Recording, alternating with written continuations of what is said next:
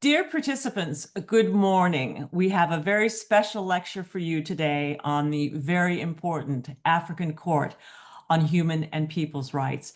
It is my privilege and pleasure to introduce to you Judge Stella Anukum, who will address the court. Madam, you have the floor.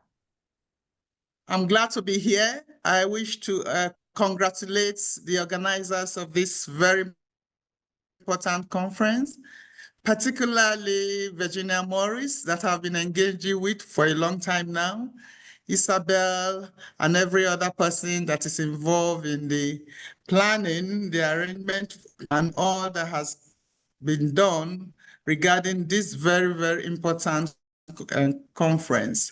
It's my pleasure to be here. I've been introduced. Just to say that I also bring you greetings.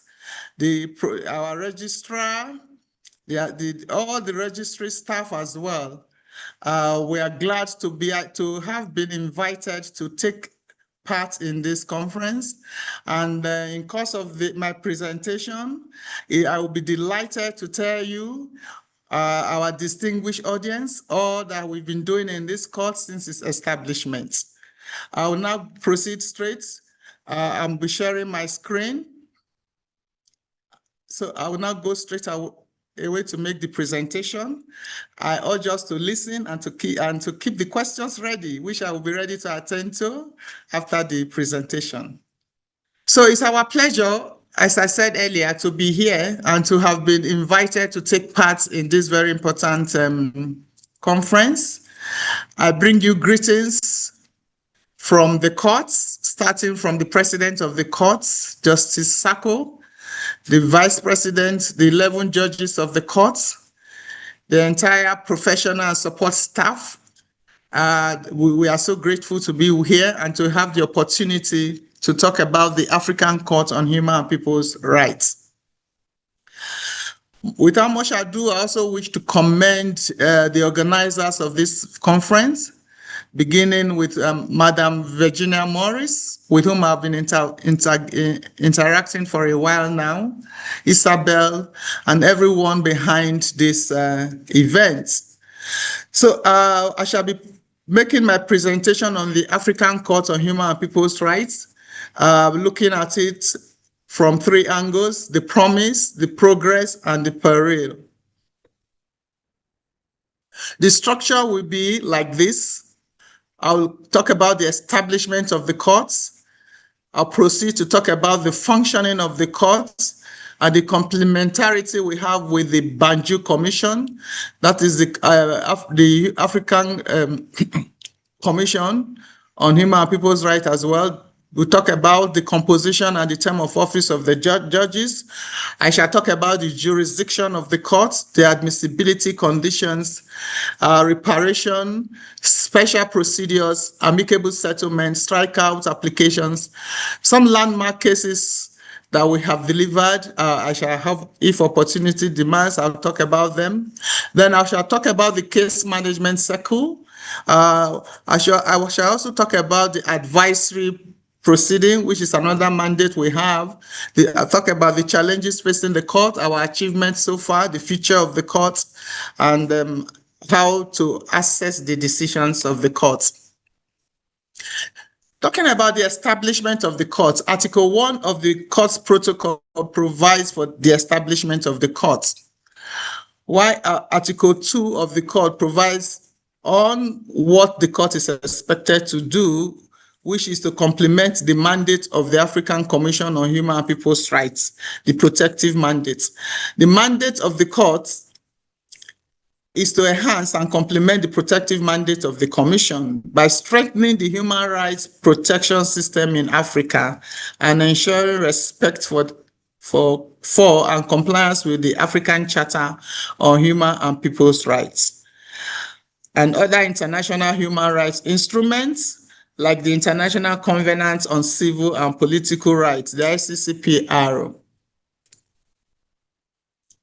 So the source of law. Article 7 of the Court's protocol provides that the court shall apply the provisions of the Charter When I say charter here, I mean the African Charter on Human and People's Rights and other relevant human rights instruments ratified by the states concerned. The states concerned being the state that is before us at any time we are having an application or we are deliberating on an application. Our basic legal texts are, apart from the charter, the protocol, and the rules of court, we also we have our practice directions. The current one being that of 5th March 2024. We have internal judicial practice. The current one being that of 19th November 2023. Majority of the time, the court determines cases based on written submission, because you wonder, the court is situated in Arusha, Tanzania, in East Africa, and this is a continent that has 55 state members. So it's not possible for us to expect everyone to physically come to Arusha to file their application. So hence, we entertain written submissions just by email. You forward your application to the court, it will be attended to. But in some exceptional cases, we do organize public hearings, like the recent one we just had on compliance hearing involving the Kenya and the Oge community. For contentious proceeding, the process is adversarial. We look at the exchange of pleadings. The applicants will file, and the respondents, the application will be served on the respondent state, and the respondent state is also expected to file its own response. In some instances, we also give opportunity to the applicant to file a reply. Thereafter, the court deliberates. Evidentiary regime, the burden of proof lies in principle on the applicant, but may shift to the respondent state. And the standard of proof is on the balance of probability, like in civil case. So it's not criminal, because we are human rights. We ask is to promote and protect human rights. So the standard of proof is on the balance of probabilities, like we have in civil cases. Representation of parties. Yeah, any person can come to the court directly. You must not engage a lawyer. We do entertain self-representation. And in some instances, where we think you do not have the sufficient competence and capacity to represent yourself, the court does provide you with legal aid. So we do have provision for such persons, indigent, those that are not very learned in the law, to have access to our legal aid scheme. I think I'll talk more about that later. Cost, no filing fees. Before the African court, we do not have filing fees unless decided otherwise. Each party, like in most of our decisions, bear its own cost. So the applicant bears its cost, the respondent state bears the cost. In case of cases between two state parties, the state parties will bear their cost, the cost of litigation. Possibility of legal assistance, I've mentioned that we have the legal aid scheme and the African Union Aid Fund. Functioning of the court. The court sits on a sectional basis. As I mentioned earlier to Madam Virginia Morris, we meet 4 times in a year. Most time in March, June, September, and you know we are in September now, so the court is in session. And November being the last session for the year. Sometimes it extends to the first week of December. We do sometimes have extraordinary session if and when necessary, and usually we meet at the seat of the court, which is in Arusha, Tanzania, in East Africa, and within the territory. And sometimes we do have recourse to move to any other territory within the AU member states.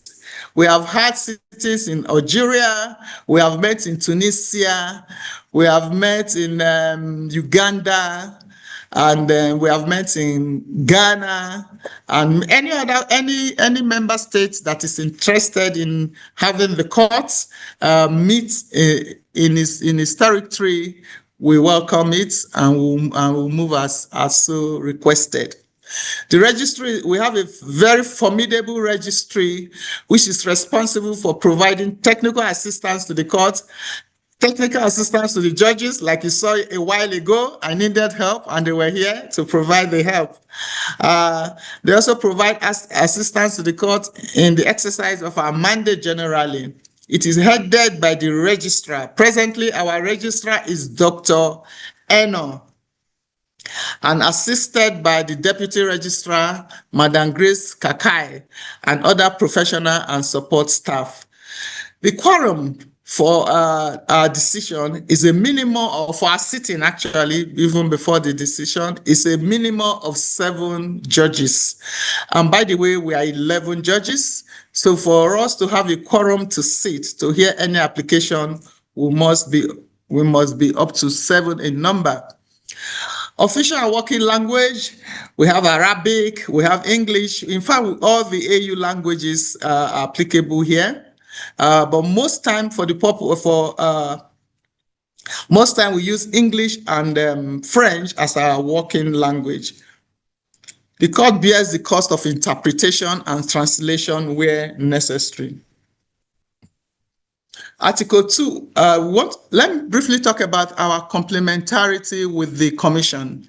Article 2 of the Court Protocol establishes a complementary relationship with the court, between the court and the Commission. And this means as follows: statutory meetings under Rule 32 of the Rules of Court. The court and the Commission are required to meet at least once in a year and whenever necessary. Why do we meet? We meet to look at issues that concerns both the court and the Commission, since we both have an almost similar mandate of ensuring that human rights across the continent are protected. The Bureau of the Court also may meet with the Bureau of the Commission as often as necessary. Amendment of the rules. Under Rule 33 of the rules, the court shall consult the Commission on any amendment of its rules and any issue of procedure governing the relationship between the two institutions. Seizure by the Commission.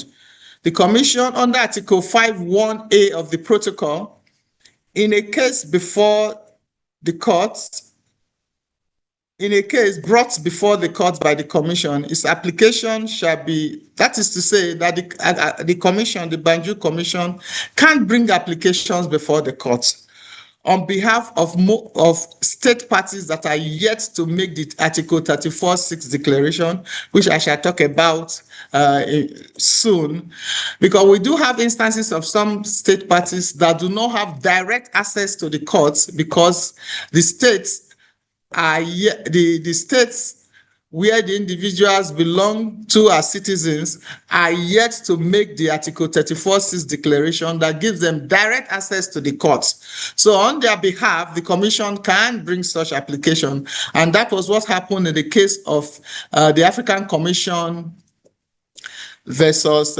Kenya in the popular Ogie case. In such instances, the application shall be accompanied by its report as well as all documents pertaining to the proceedings. For example, the African Commission on Human and People's Rights versus Kenya. That is the popular Ogie case, of which the court recently conducted a compliance hearing. Still talking about complementarity, in pursuant to Rule 32 of the rules, the court may hear the Commission as the applicant, as in a case filed before it. That is the case I just referred to. Under Article 55 of the Charter, the court may, if necessary, may hear the individual or NGO that initiated the communication before the Commission, only when necessary. In regards to cases that require fact-finding or in situ investigation, the court may request the Commission to conduct such investigation on its behalf. The court may review a case in which the Commission has made a decision and may also seek clarification from the Commission if necessary. It's important to mention here that while the decision by the Commission are only persuasive, that of the court is binding. That is one unique difference we have between the court and the Commission. List pendant and the court's request for opinion on admissibility. Still talking about the complementarity principle, the court shall not consider any application or request for advisory opinion relating to a matter that is already pending before the commission, unless that matter has been formally withdrawn. So you cannot go to the commission for redress and still at the same time approach the court for redress, or for an advisory opinion. Under Article 6.1 of the protocol on the admissibility of an application, a copy of the pertinent section of the file must be transmitted to the Commission, indicating the time limit in which they would like to receive the information. Let's quickly look at transfer of cases to the Commission, because I'm sure some participants may want to know if the court itself can refer cases to the Commission. It's possible. Under Article 6.3, the court shall transmit or place all the pleadings in the matter in such situation accompanied by a summary report to the Commission. Any application received by the court from a state that has not ratified the protocol, take note, not ratified the protocol, not the charter, will be informed by the registry that it lacks the jurisdiction to examine the application, but may be informed that the application may be brought before the commission. And indeed, the very first application that was filed before the court upon its establishment was by Femi Falana, and he is from Nigeria. Jurisdiction refers to the authority to declare the law or the legal position and to make a judicial pronouncement on rights and obligation in any matter that is brought before us. Jurisdiction is central, as you agree with me, participant, to the functioning of any judicial body. The parties of the court must address jurisdiction to our. The court can proceed to deal with any matter where it has no jurisdiction. Because jurisdiction is so fundamental to in an institution's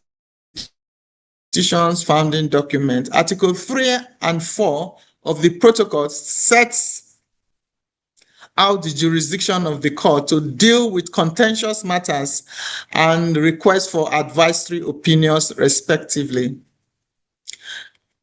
Jurisdictional requirement. We have personal jurisdiction. This is those with standing to file can be filed. We have material jurisdiction, which is the rational material, the subject matter of the application. We have the temporal jurisdiction, that's the jurisdiction rational temporary limit, which is the limitation of the time on the application. Then I will explain this more in details. We have territorial jurisdiction, the rationale OC, the respondent states effective control over the area in which the facts hold. So these are the 4 pillars we consider when looking at the issue of jurisdiction. So the first being the personal jurisdiction.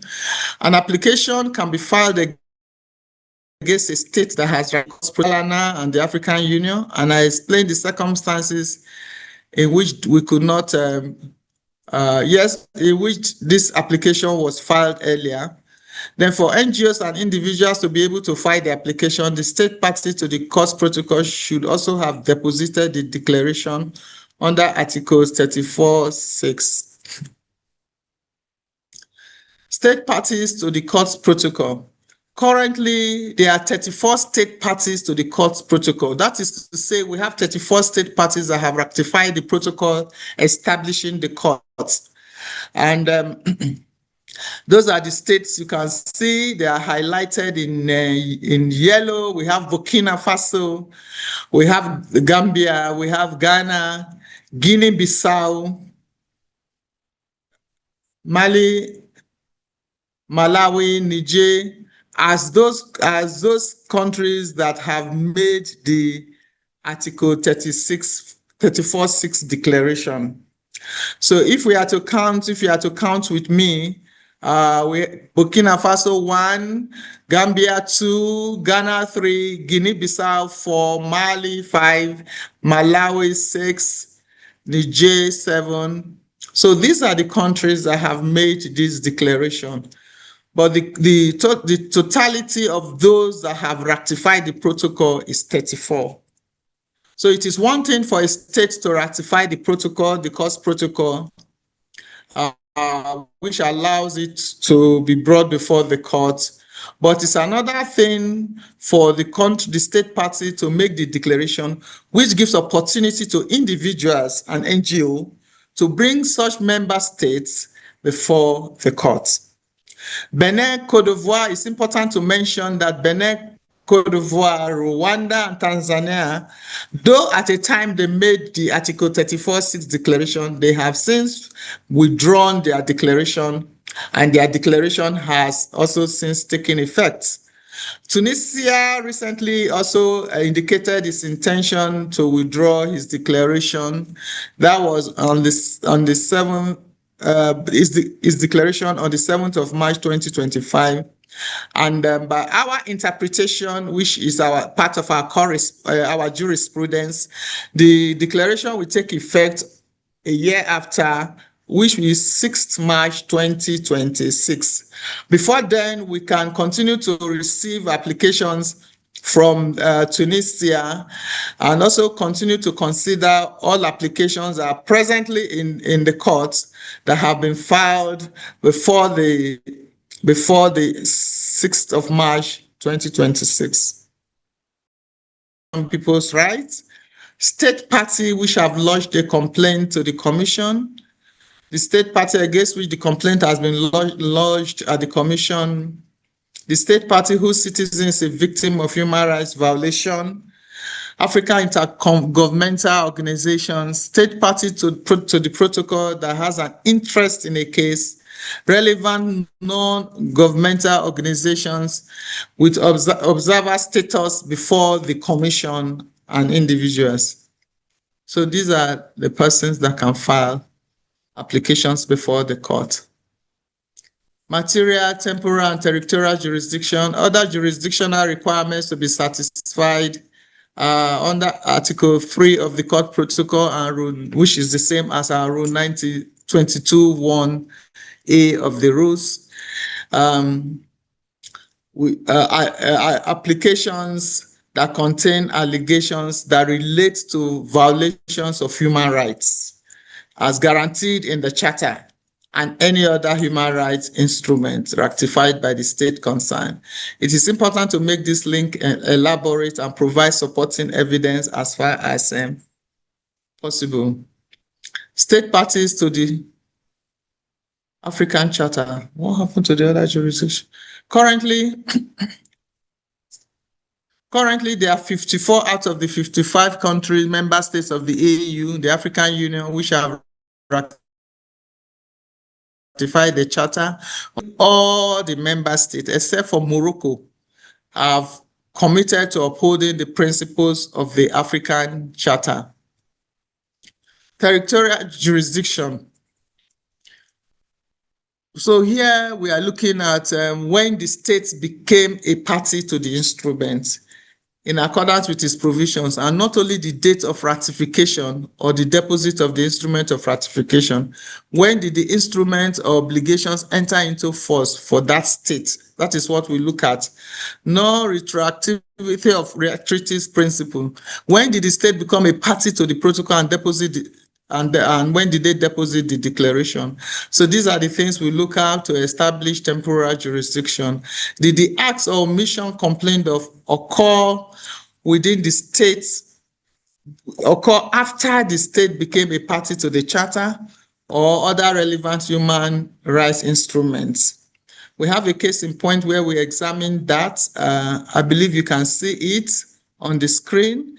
We have Tanganyika Law Society and the Legal and Human Rights Center and Reverend Christopher Metkila versus Tanzania, where we looked at when exactly did the alleged violation occur. Was it before or after the state has made its deposited its declaration or ratified the protocol establishing the court. That's very important in establishing temporal jurisdiction.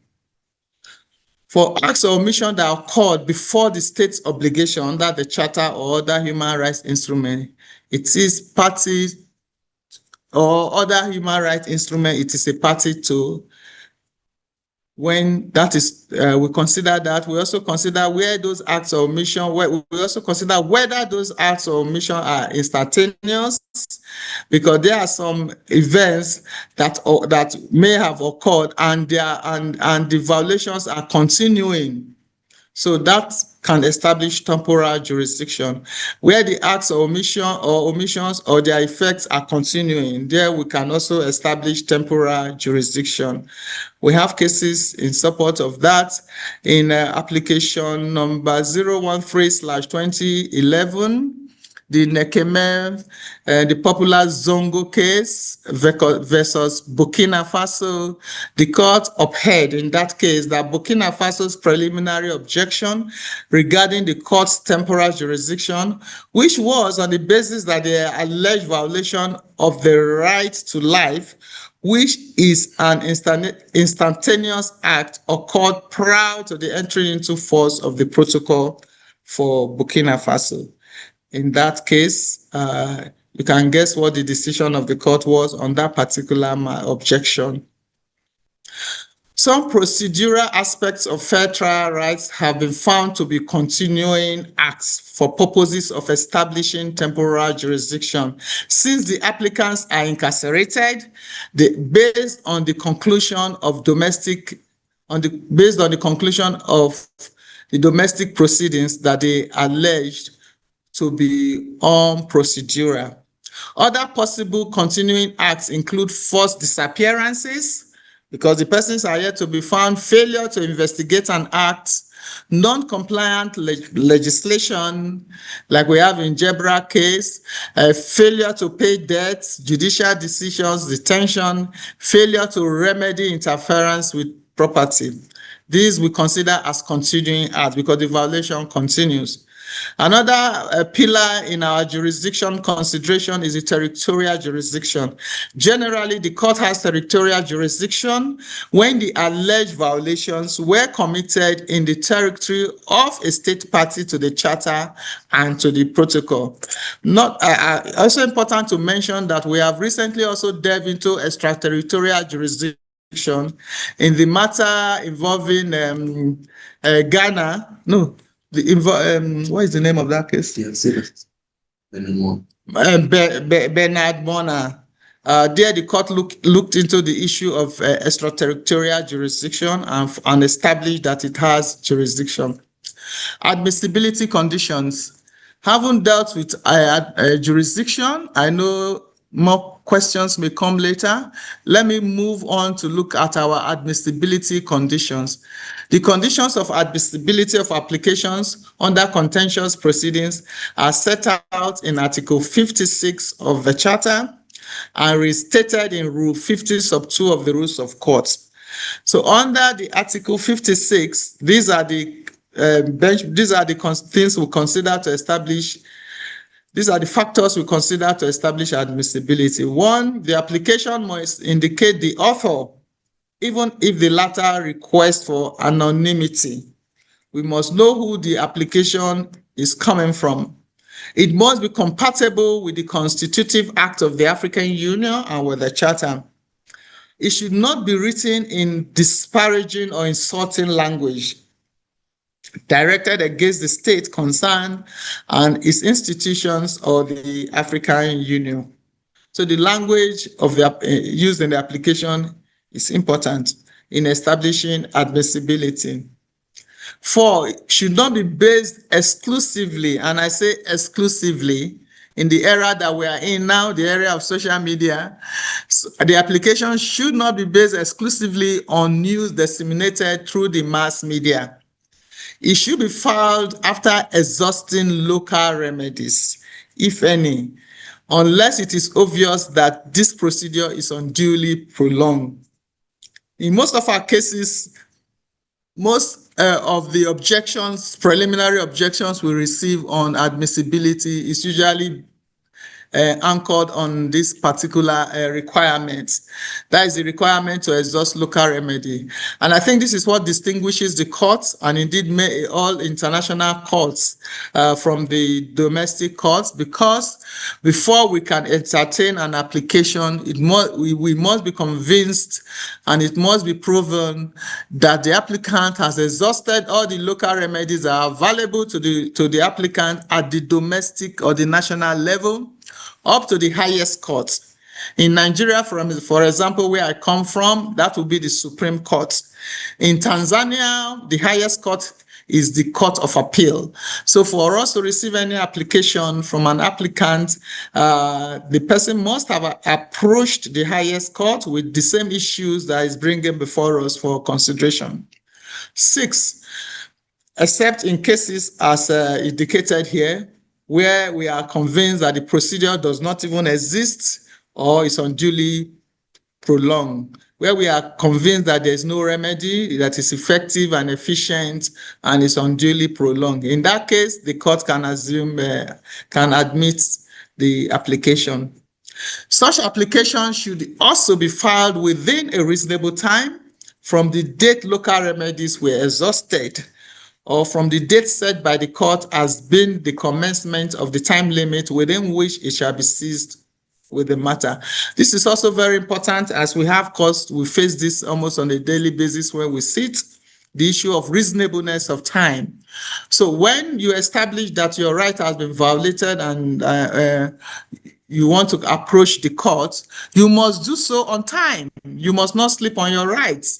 It's expected that you file the application immediately after you have exhausted all local remedies, at least within a reasonable period. But what is a reasonable period? The court considers what is a reasonable period on a case-by-case basis. So for some, it could be 3 months. For some, it could be 1 year. But what we do not want is that you just sit on your right for such a long time and wake up after a very long time to approach the African court. And lastly, such application should not have been set. The matter in the application, the issue for the course of action should not have been settled in accordance with the principles of the Charter of the United Nations or the Constitutive Act of the African Union or the provisions of the Charter. That is to say that the matter should not have already been decided upon by sister courts or the UN Human Rights Commission or the the Banjul Commission. This is to prevent us reopening a matter that has already been settled judicially. These conditions are cumulative in the sense that once any of them is not met, we find such application inadmissible. So they go together. Article 56 of the Charter on exhaustion of local remedy. We want to use this opportunity to throw more light on the issue of exhaustion of local remedy. Rule 52E, which gives us the basis for the requirement for admissibility regarding the exhaustion of local remedy, involves consideration whether they are ordinary or extraordinary, those that are accessible as of rights rather than being based on the exercise of an official or institutional discretion are considered as ordinary remedy. These are available to the applicants. So what we are saying there in some instances is that some remedies are extraordinary, and when they are extraordinary, we do not insist that such remedies must be met before you approach the court. And that is very common in many of the Tanzania cases, where the court we agree with the applicant that haven't assessed the highest court. That is enough to qualify the application as being admissible, even where sometimes they need to also have extraordinary redress from the the High Court, for example, we consider that as an extraordinary remedy, and that will not in any way make the application inadmissible. Yes, well, on the slide, you can see that there is no need to exhaust domestic remedies whose outcome is already known. We established that in our jurisprudence in the case of APDH versus Côte d'Ivoire. If one of the exceptions will be argued, the details of specific situation and context giving right to the exceptional circumstances should be provided.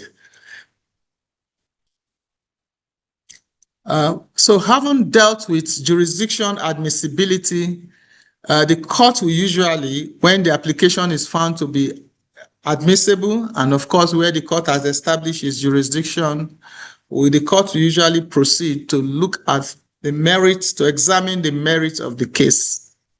Here we look at the allegations. Allegations should relate to violations of human rights. And we say that from onset. Then we provide a clear chronology of events with specification on places, the dates, and the actors involved. Elaborate such as first statements, correspondence. You are not required to file the original of these documents. Copies of them will do, and you can also make use of. You just download them on the website. General statements regarding violations will not survive. So it's not enough to make a general statement. You must be able to prove whatever statement you are making. Any allegation you are making must be proven, and it must be substantiated. The court-wide subject matter jurisdiction, which allows you to apply and interpret other human rights instruments, has enabled us to determine allegations of violations of the African Charter on the rights and the welfare of the child. Also, the protocol to the Charter on the Rights of Women in Africa, the Maputo Protocol, the African Charter on Democracy and Good Governance, the ECOWAS Protocol on Democracy and Good Governance, Universal Declaration of Human Rights, the International Covenant on Civil and Political Rights, and the Convention on the Elimination of All Forms of Discrimination Against Women, and indeed the recent convention, which Madam Virginia Morris also required that we talk about, which is the African Union Convention on Ending Violence Against Women and Girls. We also have the jurisdiction to look at that, any matter emanating from that convention. The court has determined matters dealing with the right to equal protection of the law and equality before the law, the freedom of expression, fair trial, personal liberty and security, political participation. Indeed, of recent, we've received a lot of election cases, indigenous population rights, property, religion, culture, freedom of movement, property, freedom to own property, not to be arbitrarily deprived of our nationality, consent to marriage, that is the popular Mali case, minimum age of marriage, also emanating from the Mali case, and the right to inheritance for children born out of wedlock under the Children's Charter, the Maputo Protocol, and CEDAW.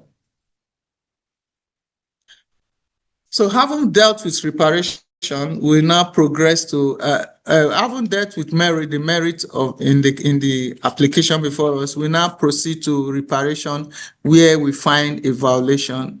Article 27(1) of the court empowers the court to make appropriate orders to remedy violations established, including payment of compensation and broad remedial jurisdiction. The court has developed its jurisprudence on reparation over time, drawing inspiration from inter alia, the United Nations Basic Principles and Guidelines on the right to a remedy and reparation for victims of gross violations of international human rights law and serious violations of international humanitarian law.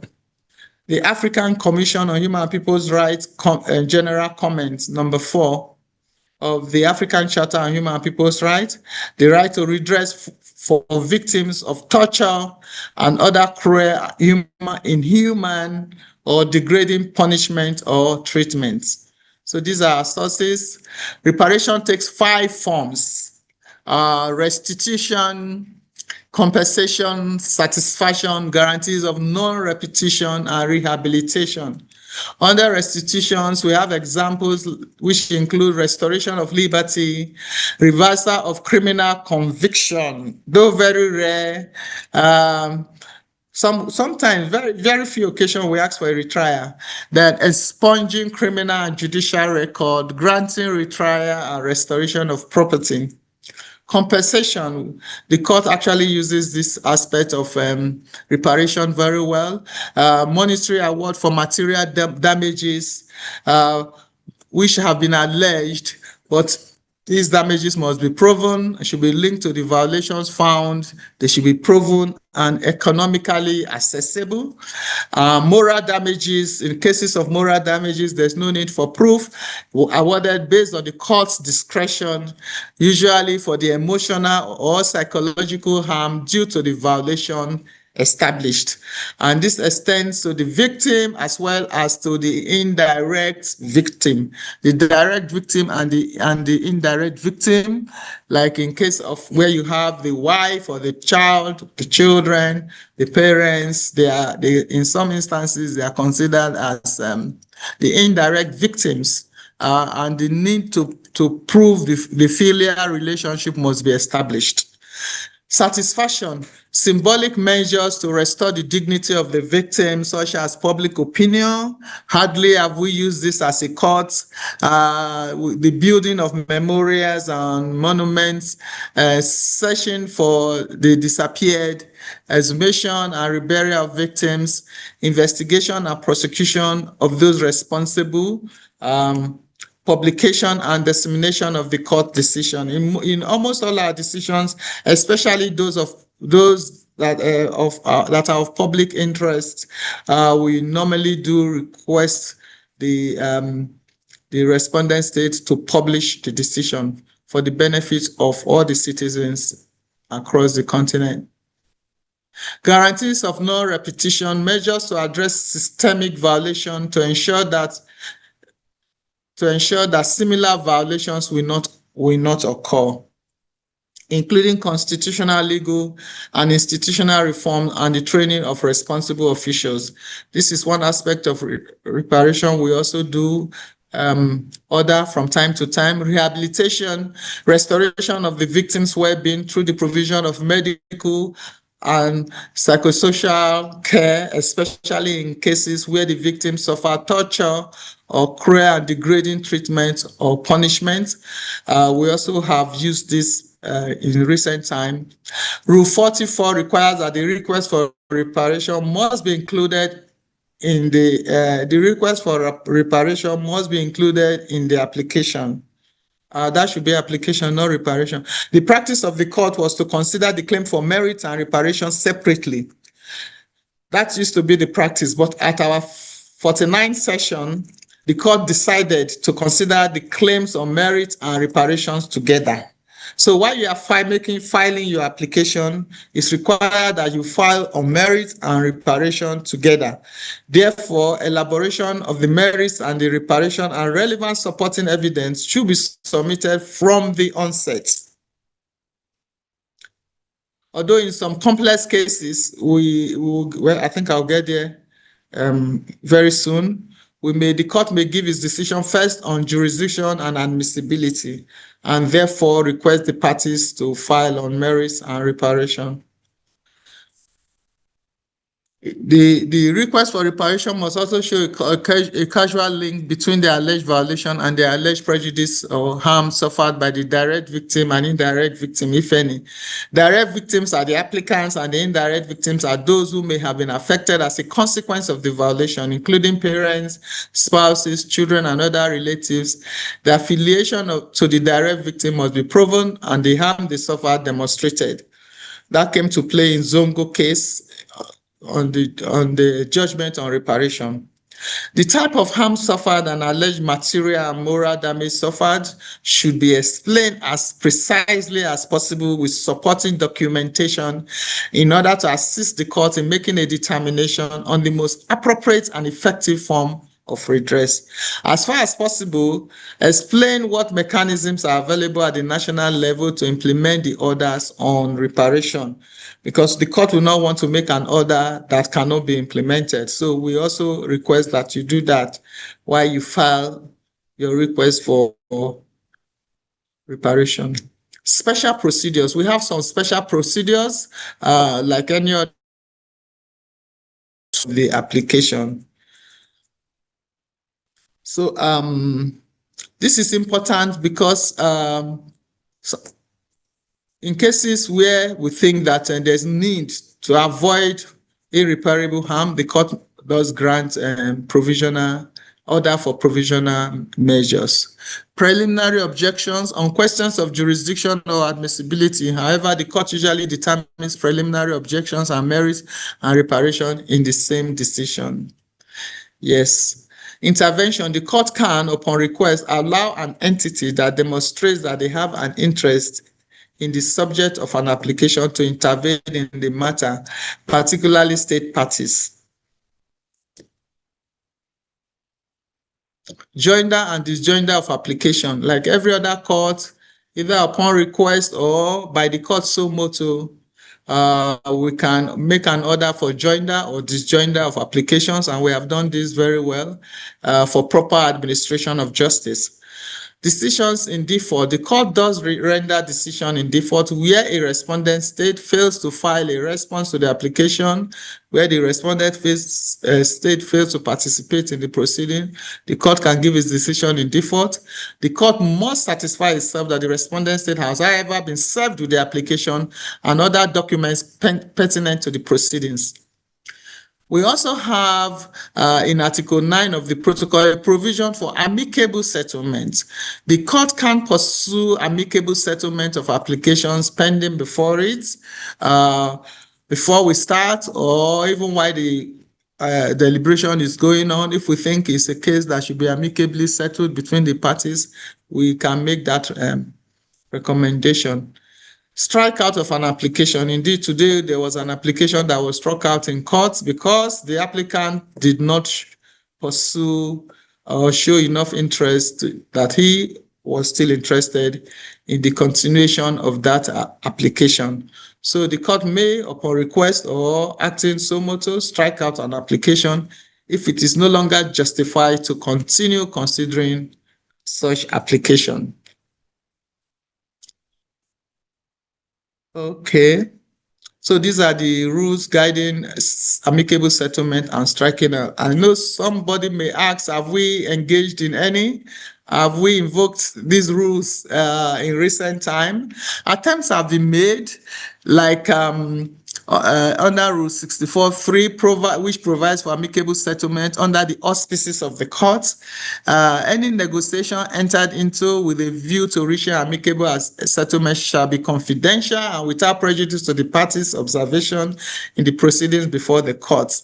We attempted to reach an amicable settlement in the popular case, the African Commission versus Kenya, but unfortunately, it did not materialize because the respondent state declined.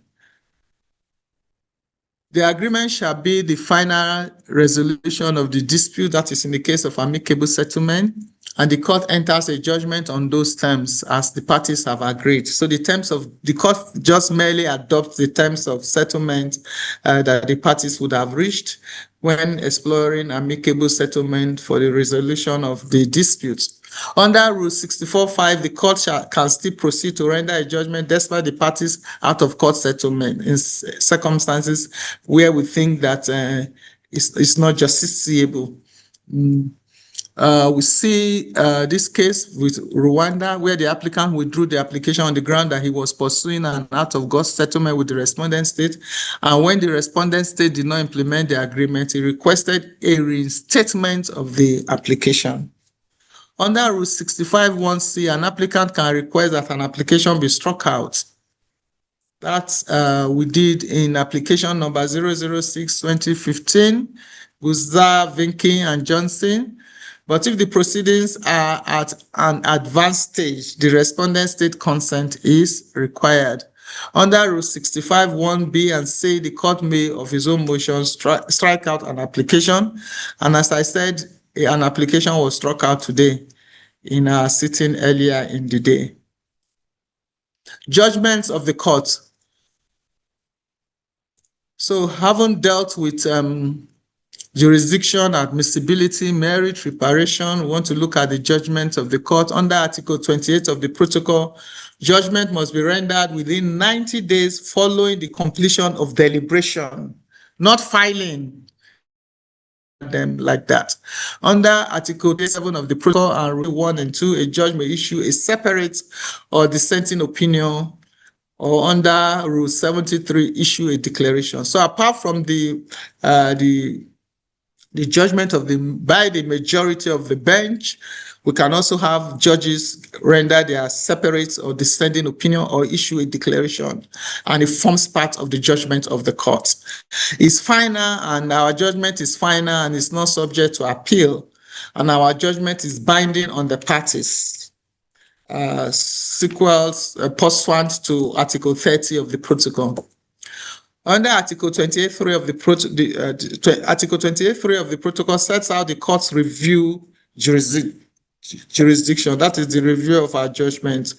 So we do the non-reached. That should be judgment, not jurisdiction. Rule 78 sets out the condition for an application for review. A party may, in the event of the discovery of a new fact or evidence, which by its nature has a decisive influence, which and when the decision was delivered was unknown to the party and could not with due diligence have been known to that.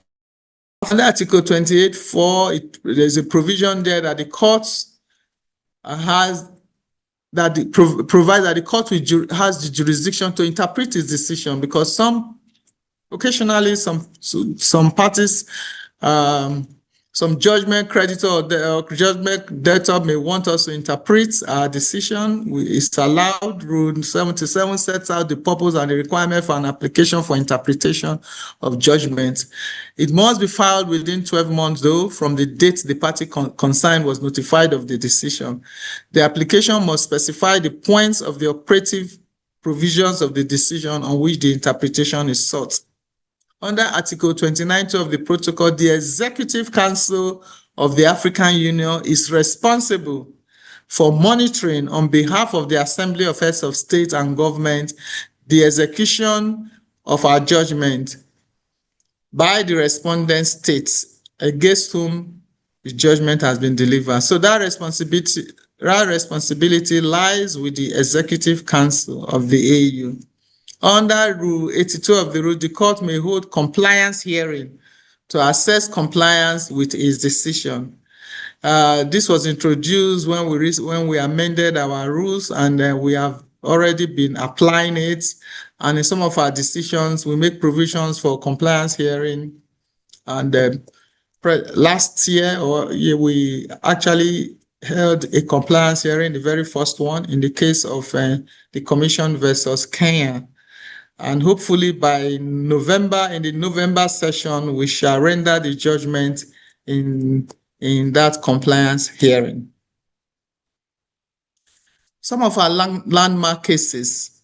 The court has developed jurisprudence on a range of rights covering the three generations of rights: civil and political, economic, social, and cultural and group rights. Here are some of the landmark cases.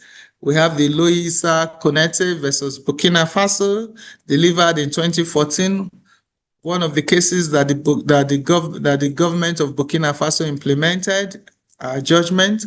We have application number 019/2018, Center for Human Rights and Others, judgment delivered 5th of February. This is the matter involving persons with albinism. We have the African Commission on Human and People's Rights versus Kenya, the OGE on indigenous population. We have the application number L, Lido and others versus Republic of Cote d'Ivoire, judgment delivered in 2023 on environmental rights. And then we have the first application between two state parties before the African court, the DRC versus Rwanda. The court has delivered its ruling in June 2025 on jurisdiction and admissibility, and the court found that it had jurisdiction and found the application admissible. We have requested parties to make their submission on the merits of the case and reparation. So the case, in a sense, is still ongoing in the area of merits and reparation. On the right to freedom of expression, the popular case of Konate versus Burkina Faso, one of our landmark cases here, the applicant and editor-in-chief of a weekly newspaper was prosecuted and sentenced to 1 year imprisonment and to a fine of 1,500,000 francs for defamation, public insult, and contempt of court. He alleged the violation of his right to freedom of expression under Article 9(2) of the Charter. The decision of the court found that freedom of expression in a democratic society must be the subject of a lesser degree of interference when it occurs in the context of public debate relating to public figure. Therefore, the criminalization of defamation was an unnecessary and disproportionate restriction to the freedom of expression, and therefore a violation of Article 9(2) of the Charter. The court ordered the repeal of this section of the Information Code and the Penal Code, which penalized defamation, as well as ordered compensation of the applicant. This decision. Thank you. On the rights of persons with albinism, we looked at in the application of the Center for Human Rights and Others versus Tanzania. The judgment was delivered on the 5th of February this year. This case was filed by the Center of Human Rights, an NGO, an academic institution, and 2 others against Tanzania, alleging the violation of several rights of persons with albinism. The court held that the beliefs in the respondent states, coupled with the lack of concerted efforts to prosecute and punish offenders of targeted attacks on persons with albinism, led to the harm inflicted on them. The court therefore held that Tanzania has violated the rights of persons with albinism in the area of non-discrimination, dignity, and right to life. The court also found violations of the rights of children with albinism in regards to education and the rights of persons with albinism to the highest attainable standard of health. The court ordered the respondent state to, amongst others, to establish a compensation fund and to pay into it the sum of 10,000 million Tanzanian shillings for the moral prejudice suffered by the persons with albinism. Another case I want to just refer to briefly is the case on the rights of indigenous community, or in some could be indigenous population. The African Commission on Human and People's Rights of the Republic of Kenya, where we have the decision on merits delivered on the 26th of May 2017. The decision on merits, yes. In this case, there was a separation between the decision, the judgment on merit, and that of reparation, because as at that time in the history of the court, it could be separated. The case was filed by the Banjul Commission against Kenya in relation to the people's rights of the Ogek people. It was submitted that on October 2009, the Kenya Forestry Service issued an eviction notice requiring the Ogek, a forest-dwelling community, to leave the Mao forest within 30 days. The applicants alleged, among others, the right to property, freedom from discrimination, right to life, freedom of religion, and the right to culture. the right to freely dispose of wealth and natural resources, and the right to development. This was the first case where the court comprehensively dealt with the concept of indigenous and the rights that indigenous people enjoy in international human rights law. The court found, amongst others, that the Ogig exhibit a voluntary perpetuation of cultural distinctiveness, which includes aspects of language, social organization, religious, cultural, and spiritual values, modes of production, laws, and institutions through self-identification and recognition by other groups and by state authority as a distinct group, and therefore they qualify as indigenous people. Following the finding of the indigenousness, the court also found that the Ogig right to non-discrimination, property to take part in cultural life, to dispose of their wealth, and to economic, social, and cultural development had been violated. Another case under reference is the Lido case and others versus Republic of Cote d'Ivoire. This judgment was delivered on the 5th of September 2023. The applicants here are NGO who seized the court in relation to the toxic waste which had been dumped in several sites in Abidjan, resulting in alleged violation of human rights. The applicants allege that the violation of the rights of people to a general satisfactory environment favorable to their development, right to an effective remedy, right to respect for life and physical and moral integrity of the person, and the right to enjoy the best attainable state of physical and mental health. These were their allegation.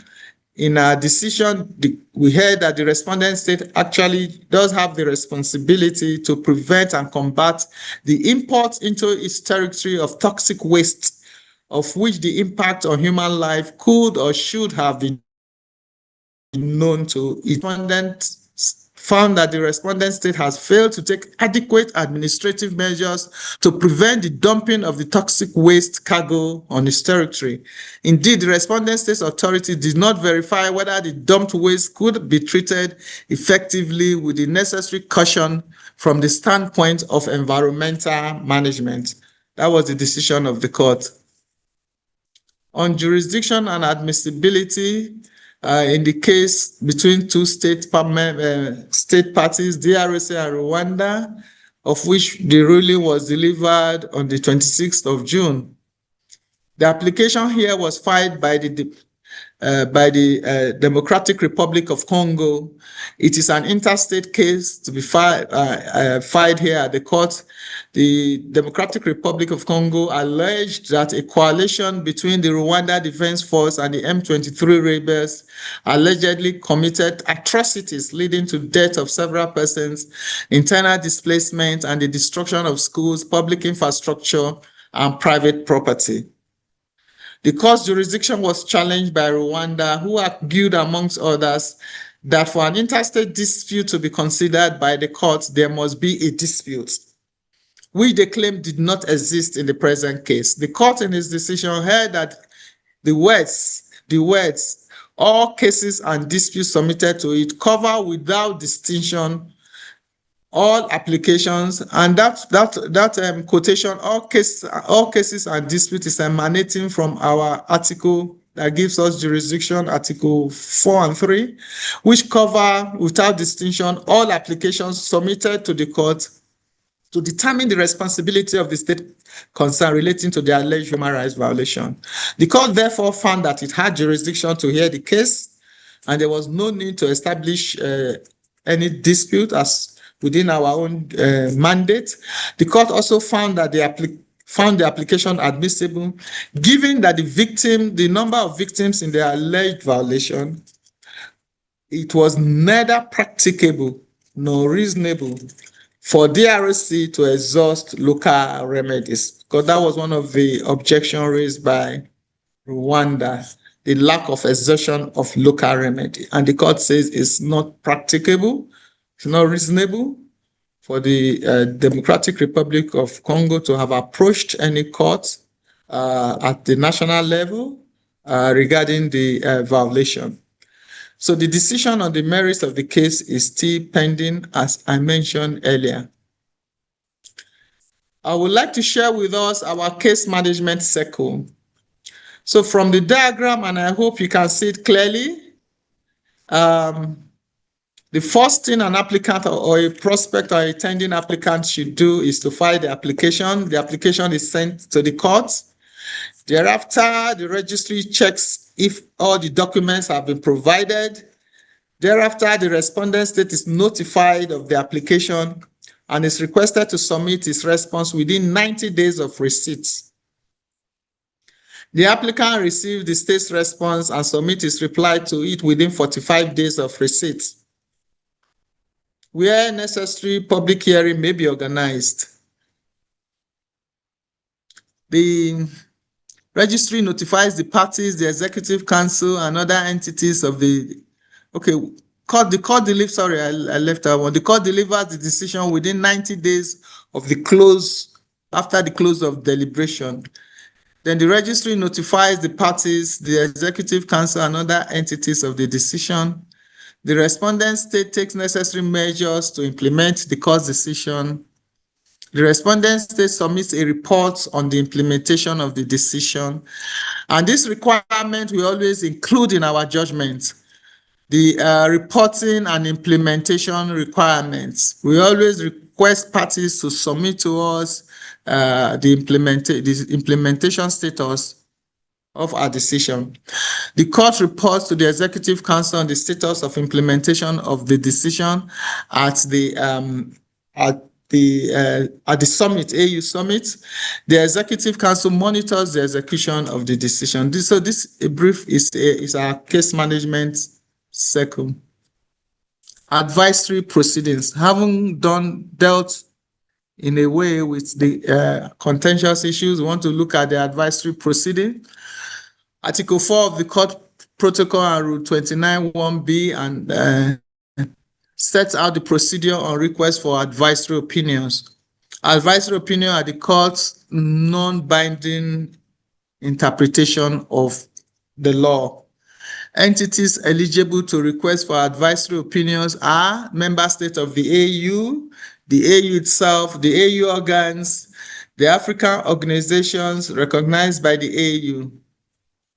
Recognition by the AU means having received observer or granted observer status with the AU, or having an MOU with the AU rather than recognition by an AU organ, say the African Commission. So observer status, then recognition. That gives you that qualifies you to request for an advisory opinion from the court. Rule 82(2), any request for advisory opinion shall specify rights to the request should be mentioned, and the names and addresses of the representative of the entities making the request should be disclosed. Rule 82(3) says the subject matter of the request for the advisory opinion shall not relate to any communication pending before the commission, that is the Banjul Commission. The request is transmitted to member states, the commission, and to any other interested entity for their observation, usually within 90 days. So once we receive the request, we transmit it to others, to the member states, the commission, and any other interested entity. Rule 85A provides that a decision on the request for advisory opinion can be issued after considering the written submissions only, or after considering written submissions and holding a public hearing. The decision on the request for advisory opinion shall be supported by reasons. The court will usually support her opinion by reasons, and any judge who has participated in the hearing of the request may issue a separate or dissenting opinion or a declaration. The decision on the request shall be delivered in public as well, unless decided otherwise. A copy of the advisory opinion will be transmitted to member states, the commission, and any other interested party. Recently, 2018, we gave an advisory opinion on the compatibility of vagrancy law with the African Charter on Human and People's Rights and other human rights instruments applicable in Africa. And this request was by the Pan-African Lawyers, PALU Union, Pan-African Lawyers Union. They requested for an opinion whether the vagrancy law, which penalizes petty crimes, are compatible with the Charter, the protocol to the Charter, as well as the protocol on human and people's rights on the rights of women, because women were the main targets in Africa and other African Charter, and the African Charter on the rights and the welfare of the child. The court, in his opinion, observed that the vagrancy laws, both in their formulation and their application, enable discriminatory treatment and deprive individuals of their equality before the law. It was therefore not compatible with Articles 2 and 3 of the Charter. It added that the vagrancy law that permits arrest without warrants are incompatible with the right to dignity as guaranteed under Article 5 of the Charter. Arrest and detentions under the vagrancy law are incompatible with the arrestee's right to liberty and security of their person as guaranteed under Article 6 of the Charter. That was our opinion. Again, another opinion was sought, advisory opinion was sought regarding the right to participate in the government of one's country in the context of an election held during a public health emergency or a pandemic such as COVID-19 crisis. Again, this request was by the Pan-African Lawyers Union, and that was in 2020, 3rd of June, during the COVID. This application filed, the PALU filed a request for advisory opinion on the international legal standards applicable to elections organized during the COVID-19 pandemic. In answering the question raised, the court noted that as a judicial body, it is not its role to set guidelines for states on how to hold elections during health emergencies, particularly in light of the COVID-19 pandemic. This role falls primarily on the entities that promote human rights at the domestic and continental levels, which they have been doing since the outbreak of the pandemic. Furthermore, that in emergency situations, it is necessary for political actors to consult with health authorities and representatives of civil society in order to ensure that the decision of whether to hold an election or not is inclusive. According to the court, the said consultations will focus on the decisions to hold elections as well as on the measures necessary to ensure that they are conducted in a transparent, free, and fair manner. And I think we have presently a pending request also by PALU on the climate, the effect of climate change on our environment. The court is currently seized of that request, and very soon we shall make our advisory opinion known. Challenges facing the court. In the Union, in the African Union, few number of declarations deposited by the state parties. We counted, I think we all participated in the counting, and we counted 7 out of the 34 countries not too long ago. Lack of compliance monitoring system. The Executive Council of the Union is by the protocol expected to monitor the implementation of our decisions. However, and most unfortunately, there is yet to be in place a mechanism for monitoring compliance as required under Article 29.2 of the protocol. Then we have lack of understanding or definition of the status of the court judgment at the domestic level. Some parties are confused as to whether a judgment is a foreign judgment or not, but I use this opportunity to state clearly that our judgment is not a foreign judgment. It does not require it to be further adopted by any court at the local level, because our judgment are on their own self-executing at the domestic level. Lack of procedures at the domestic level to execute court judgment is an issue. ECOWAS and the East African Court of Justice have luckily put in place their mechanism for enforcement of the judgment of their court, and we hope that we shall draw inspiration from the practice in those two courts in the very near future. Achievements. So the court has been in existence for a while now. How old are we? I think we are going to be celebrating 20 years next year. That's how old the court is.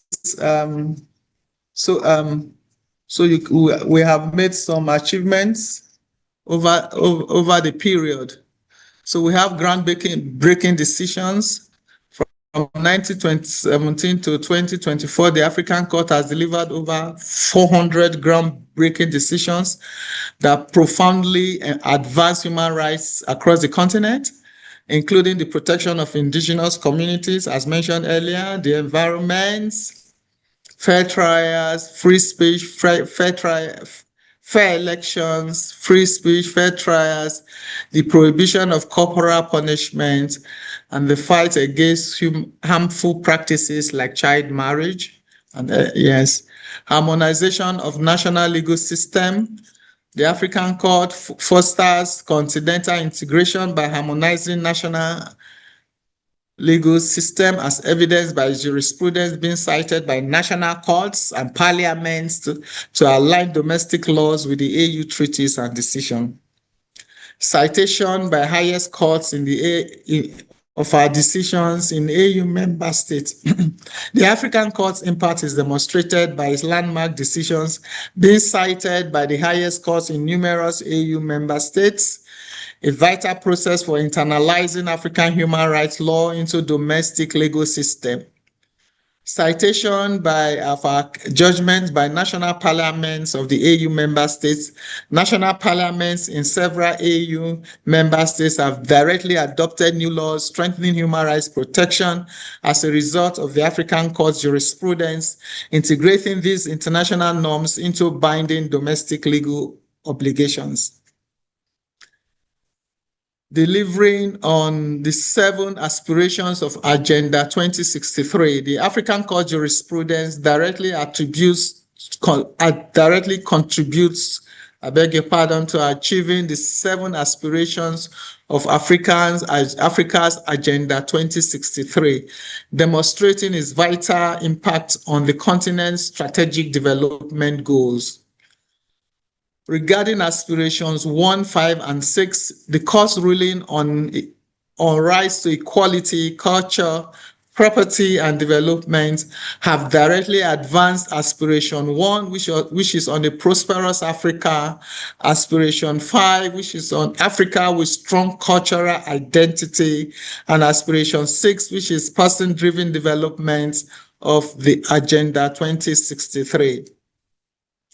On aspirations 3 and 4, through his jurisprudence on fair trials, independent judiciaries, and credible election, the court has directly contributed to aspiration 3, which is on good governance, democracy, and human rights, and aspiration 4, which is on a peaceful and secure Africa of 63.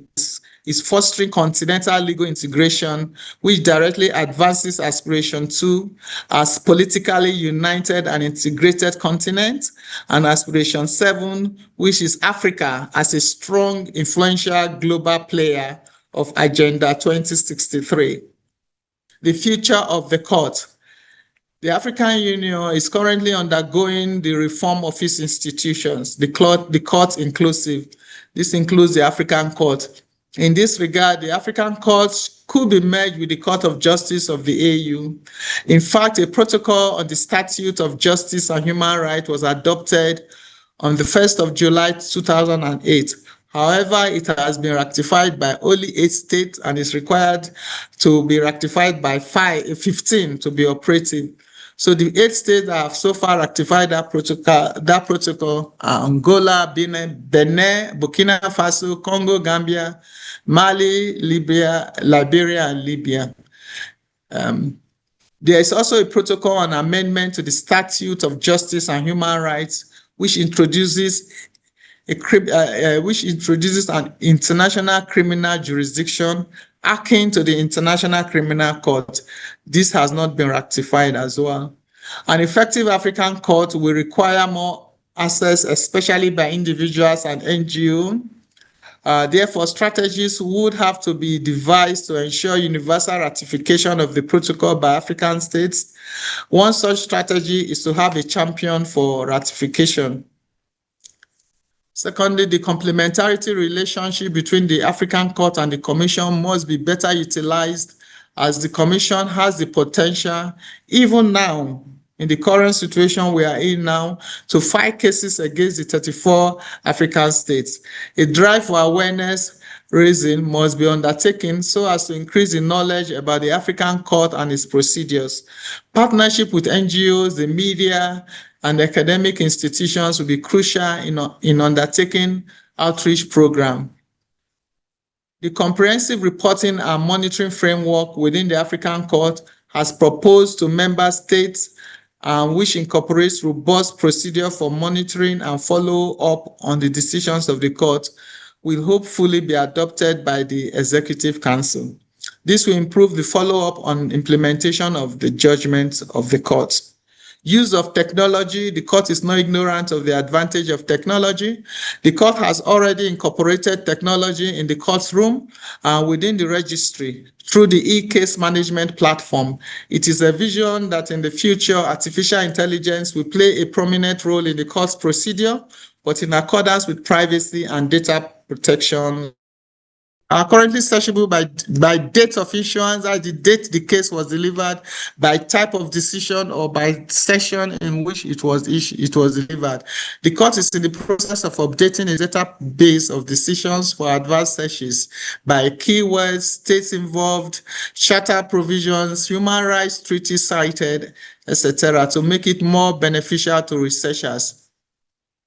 The decisions can also be accessed from the law reports of the court. We have our law reports, the African Court law reports.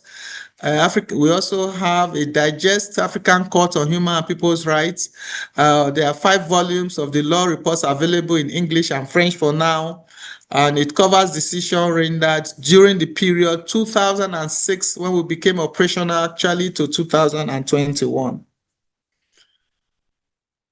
To contact us, can get us on the African Court on Human and People's Rights. That is the address of the court, Dodoma Road, Arusha, and the telephone is there. I hope you can see it clearly, and the email of the court is also displayed. You can also find the African Court on digital and social media handle like the Facebook, the LinkedIn, YouTube, X Space, and the website of the court. On this note, I wish to thank you most sincerely for listening. Thank you. Merci. Merci beaucoup. Asante. Obrigado. Thank you so much for that wonderful and comprehensive overview of the court. We have received so many questions. There's no way that we can even begin to address all of them. But let me start with the questions that relate to declarations accepting the competence of the court with respect to receiving cases directly from NGOs and individuals. So there are 3 questions relating to the jurisdiction with respect to cases brought directly by individuals and NGOs. The first is, what can be done to prevent states from withdrawing this acceptance?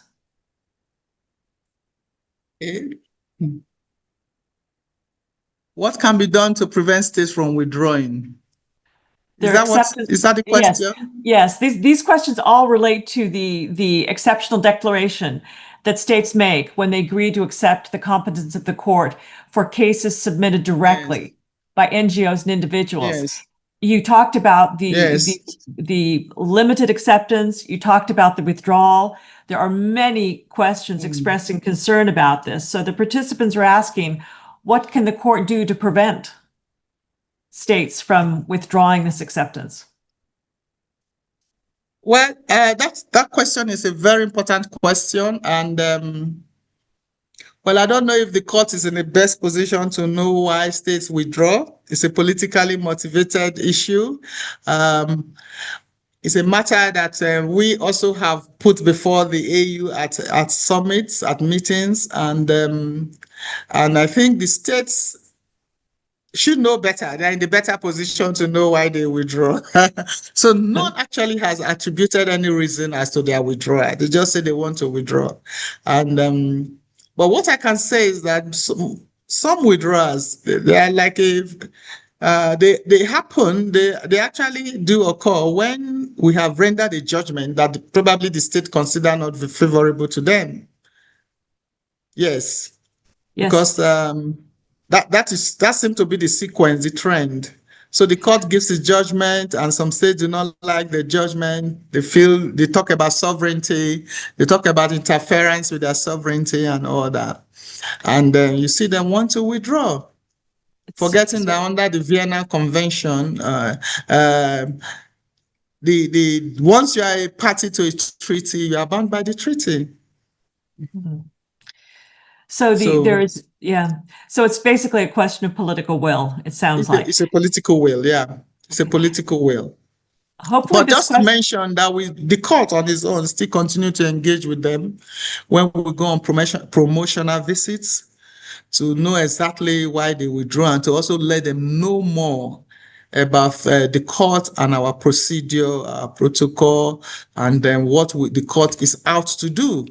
We are not out to interfere with them. We want the court is assisting them build a human rights architecture that will bring about the development of the state.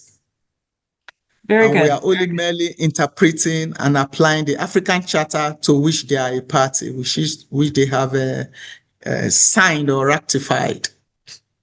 Okay. The next question relates to equitable accessibility to the court. What measures can the court take to ensure its accessibility and effectiveness for all African citizens, particularly those in remote or under-resourced areas who may not have easy access to legal representation or technology? Okay, let me start with legal representation. As I mentioned earlier in course of my presentation, the court does have a legal aid scheme where assistance is given to indigent persons who have filed application or want to file application before this court. In such situation, the court makes available to them legal representation free of charge. Free of charge. The stipend that is given to the counsel is from the purse of the courts. So that is the way we deal with that as best as we can.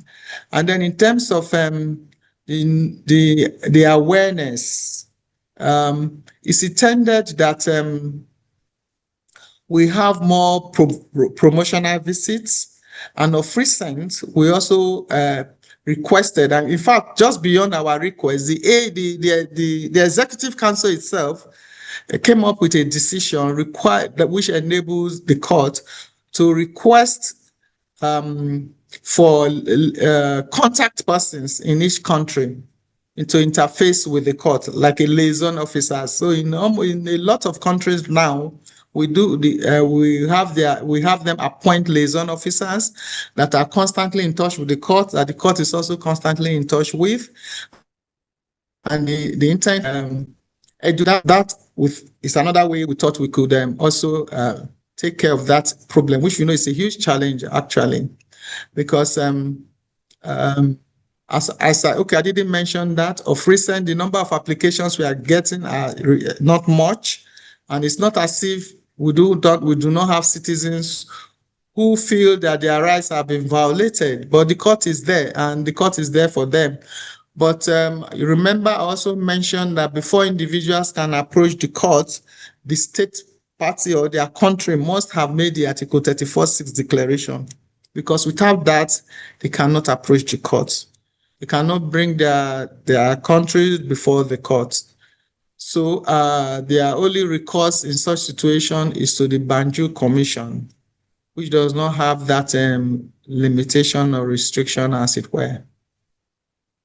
I don't know if my answer is clear. Yes. The next question relates to investigation. What regional or international body supports scientific progress in modern forensic investigations in Africa? I'm not aware of any, but as I said, if there's cause for us to engage experts, we do have recourse we do that. And we have over time engaged some experts in certain areas from the UN, and they have conducted some investigation on our behalf. And we also have we can also have recourse to the African Commission to conduct research. And we could also have amicus. Some of them do conduct research while filing the applications before us. So all those assist us in arriving at decisions, informed decisions. Very good. The next question relates to unconstitutional change of government in Africa. What is the role of the court in such instances in light of the AU Constitutive Act and the Charter on Democracy and Elections? Can the court act in such situations? Oh, yes, of course. The court has acted in many cases in such instances. And we just make our pronouncement. So it's not anything new. The court can interpret all the protocols that relate to election, both at the ECOWAS level, the AU level. Once the applications are before us, we boldly interpret what the law is, and we make our decision. We have not hesitated at all in considering such cases. And where there is need for us, and indeed that is what we do, we ask for a repeal, we ask for legislative measures to be taken where the constitution of a court or the electoral law are not in conformity with the African Charter. We have made such pronouncement in several of our cases involving so many state parties that I may not wish to mention now. But if you want to get the decisions, the question of going on our link, just click on election matters. All of them will come, a lot of them in recent times. Thank you very much. That is very, very helpful and encouraging. The next question relates to enforcement, and you did address this during your lecture, but several of the participants have expressed concern about the enforcement of the court's judgment. So perhaps you could just briefly review what legal means are available to the court to address the challenges relating to the enforcement of its binding judgments. I will say that Judge Youssef was asked the same question with respect to the International Court of Justice on Monday, and he said that is not the court's job. It is the court's job to issue the judgment, and then the responsibility falls to others. So every court, I think, faces this problem. Yes, especially international courts. Yes. We do face it because in the local court, they have their mechanism for enforcement. So it's not so much of a problem. For us, it's actually been a thing of concern. The level of compliance with our decisions and enforcement and implementation is rather low. Rather low. A request by any of the parties, most time the applicant. And one case in point, and it's the first we have actually done, the first compliance hearing, is the one that involves the African Commission versus Kenya. In that case, one unique thing about our judgment in that case is that as part of our judgment, and even at the operative part of our judgment, we did stay two unique things. On implementation and reporting, we gave the state a period within which they should implement and report to us. And that is a common part in all our judgments, implementation and reporting, and within a specific time, most times 6 months. And if it involves the amendment of a law, we say 2 years. So that is our jurisprudence. And then in that particular case, the Oge case, we then now had another aspect in our judgment that requires the court to organize or to conduct a compliance hearing. where there's failure to comply within the time we have prescribed. So, so in that case, using it as a case study, we had the applicants over after the expiration of the time given to the respondent state to comply. When they did not comply and they did not submit the report on compliance, the applicant now brought a request to the court to organize the compliance hearing. And we did organize that compliance hearing, and the state came and they explained their situation, why they have not complied or why they have partially complied. And as I said, the decision arising from that compliance hearing will be rendered by the court in November. So I cannot go into any details beyond that, but our decision will soon be rendered at our next session on the compliance area. So this is one way we also tackle that issue. Another way is to introduce in our office, by way of administrative measure now, a monitoring and implementation unit in the courts. So we now have a unit dedicated solely to monitor the implementation, to interface with the states, to know what they are doing regarding the judgment that has been passed by the court. We also, fourthly, have recently also engaged and with the approval of the Executive Council of the AU, the appointment of liaison persons in each country that can readily interface with the courts, and the court can also interface with them. So these are the measures we have taken over time to ensure that our decisions are enforced, are implemented, and we also monitor closely what is happening. I would like to stop here for now.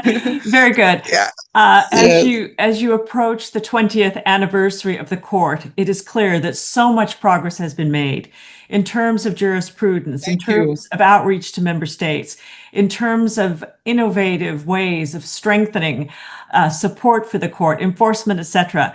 We could go on for hours, but we are about to run out of time. So I think this last question is perhaps very appropriate.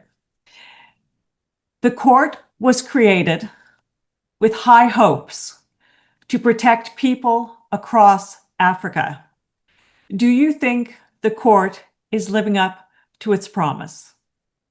Or is it being held back by political resistance or other challenges? Is the court fulfilling its promise, and will it continue to do so even more in the future? What are your views? We are fulfilling within the circumstances we find ourselves as a court, as an international court, and you have rightly observed some of our challenges are not unique to us. They are also being faced by our sister international courts. So from that perspective, I will score the court a pass mark. The court is doing well, and we intend to do even much better. As we look forward to the celebration of our 20th anniversary, which will be next year, indeed, all through the year, the plans are already on. We intend to create more awareness of the courts, our achievements, what we want to do, how we call for assistance from our stakeholders. We want the political support as well, because we believe we were created for a purpose, and that purpose must be met. We are here to serve justice. So on the whole, I see a very bright future for the court. I see a court that will be fulfilling its purpose. We are most grateful as a court, and we look forward to more association and work with you. At your own pleasure, we are always here.